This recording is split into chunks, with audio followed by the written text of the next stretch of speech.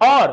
اہل علم کا عمل اس بات پر ہے، وہ کہتے ہیں اذا تزوج الرجل امرأة ثم طلقها، جب کوئی بندہ کسی عورت سے شادی کرتا ہے پھر اسے طلاق دے دیتا ہے، قبل ان يدخل بها، دخول سے پہلے، حل له ان ينكح ابنتها، تو اس کے لیے بچی کے ساتھ نکاح کرنا حلال ہو جاتا ہے۔ وَإِذَا تَزَوَّجَ الرَّجُلُ الْإِبْنَ، جب بندہ کسی بچی کے ساتھ شادی کرتا ہے، فَطَلَّقَهَا، اور اس کو طلاق دے دیتا ہے، قبل ان يدخل بها، دخول سے پہلے، لم يحل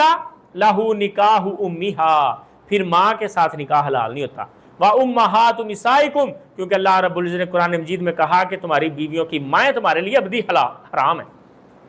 اور یہ قول امام شافعی، احمد اور اسحاق ہے۔ مسئلے کی سمجھ آ گئی حضرت صاحب؟ یہی قول درست ہے کہ اگر کسی عورت کی بچی کے ساتھ آپ اب نکاح کرنا چاہتے ہیں اس کو چھوڑ کے، تو پھر دخول دیکھا جائے گا، اگر دخول نہیں ہوا تو کر سکتے ہیں، دخول ہو گیا تو پھر نہیں۔ لیکن جس بچی کے ساتھ آپ کی شادی ہوگی اس کی ماں آپ کے لیے مطلق حرام ہے، دخول ہو یا نہ ہو۔